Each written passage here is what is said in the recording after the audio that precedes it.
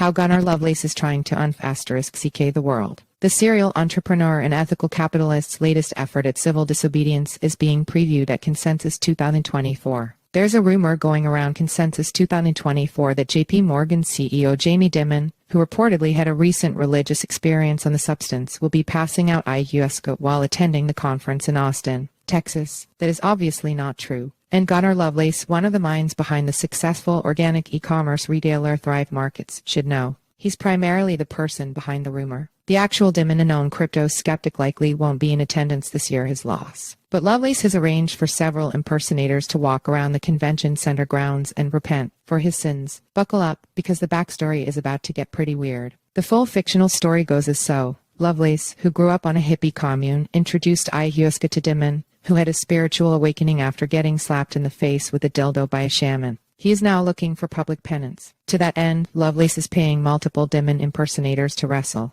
anthropomorphize versions of meme coins, and be paraded around Consensus by a dominatrix. The whole series of stunts is estimated to cost Agent Lovelace, as he prefers to be called, $25,000, including budget for labor, costumes, and smoke bombs. There's a very particular flavor of anti-establishment FU degeneracy in the cryptocurrency community that is a hotbed for what we're trying to do. There's really a lot of alignment there, Lovelace said. The meme coin matchups, which are being announced via Telegram here, are all part of an elaborate marketing effort timed ahead of the official launch of Lovelace's latest effort, United for Kindness, aka pronounced **CK, a kind of crowdsourcing application for civil disobedience. As described on its website, UNF is a secret society to prank the world's largest corrupt corporations. Our goal is to inspire millions of people to celebrate their power together, using comedy and pranks in a gamified ecosystem, online and offline, that pressures large consumer brands that are profiting on lies and destruction, Lovelace told CoinDesk in an interview. The way UNF intends to go about this isn't just by staging what are essentially performance art mockery starring fake Fortune 500 chief executives at various events, but by gamifying social action and collaboration. Next month, in mid-June, the team plans to release an app that has been under development for the better part of a year, which will function as a sort of central nervous system for Lovelace and his team's grandest social experiments. The app will feature an early version of what they're calling the dong game, where users are prompted to throw dildos at corporate lawyers outside of big banks and the like. In true crypto fashion, users will be rewarded points as they play, which could one day be redeemed for tokens, though likely not in the US. Though unlike many blockchain-based games, UNF fully intends to maintain a presence in meat space. For instance, for every 50,000 dildos flung in the dong game, Lovelace has promised to deliver a dumpster truck full of dildos to JPMorgan's corporate headquarters. Other even more ambitious efforts are also reportedly in the works. See also, Robert Alice made NFT history. Now he's writing about it. We're stronger and better by embracing the cryptocurrency community and inviting them in to be the first members of a mass market movement that gamifies engagement, Lovelace said. If we succeed at inviting people in and building real community, we're going to be more successful long term. The team has also partnered with Amplifier to offer $50,000 in rewards to artists creating parody advertisements calling out harmful corporate products and practices. Guest curators include luminaries like actors Daryl Hannah and Nat Kelly, environmentalists like Star Hawk and Laurie Ann Bird, as well as activists like Charles X. Michael and Noah S. Sampeja. Good money gone bad.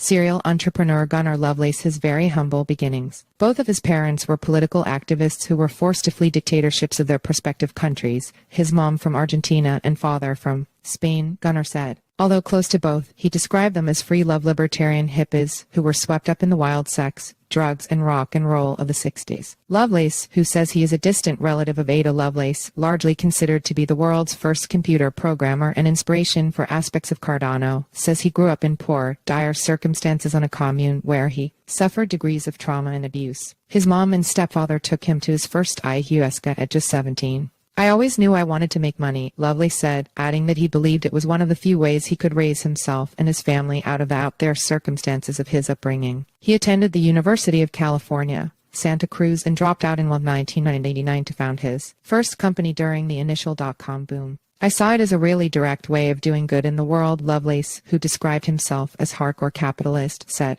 Like many, Lovelace said that we need to shift from the obscene accumulation of wealth that profits on destruction of our planet and making humans toxic. If we don't do that, we will hand our future children a very toxic and dirty world ruled by corrupt mega corporations. That was essentially the driving force behind Thrive Market, which he company founded in 2013 and has since grown to be one of the largest online retailers of organic food of its kind. as well as Good Money, which had a decidedly less successful fate. Good Money started off as a blockchain-based app in early 2018, but quickly pivoted into what Lovelace called a conscious banking solution during the depths of that year's crypto winter. The idea was to bridge the worlds of credit unions and fintech together, and create a banking product to better distribute ownership. Although the platform found early traction and began to scale, a confluence of factors including middleware deals gone awry, a company founder committing theft, and Lovelace's own self-described toxic management style eventually forced the team to wind down and return some investor funds after 4 years. The lack of clear thinking and strategy created downstream negative effects that the organization had to spend time trying to fix later on.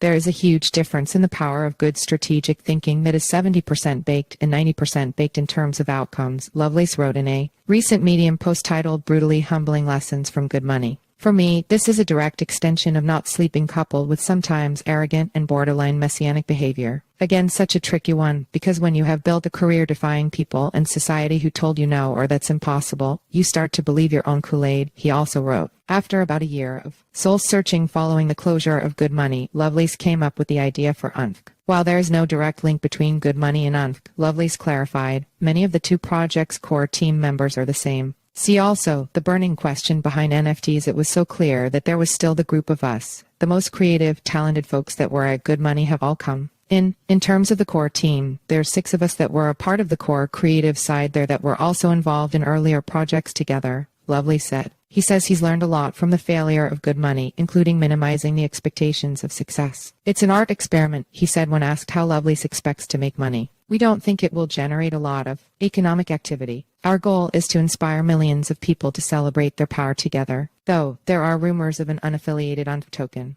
It's completely insane to me that airdrops are illegal, Lovelace said. UNFK the World. Julia Landry, who leads UX and product design at UNF and is primarily responsible for building the app, has described the key design principle as absurdity and humor and ridiculousness. She is one of the transplants who came over from Good Money to join the 30-plus person team at UNFK to see if it could achieve its goals of pranking the world's worst capitalists into submission. I will say it's one of the most unique experiences of my career, Agent Landry said. I am just hoping for a better word for a better world for my kids, as so many parents are. If we're setting the stage to upgrade capitalism from negative to positive externalities, then we've tried everything right. And now it's time to just let loose and go out and just fling dongs for the kids.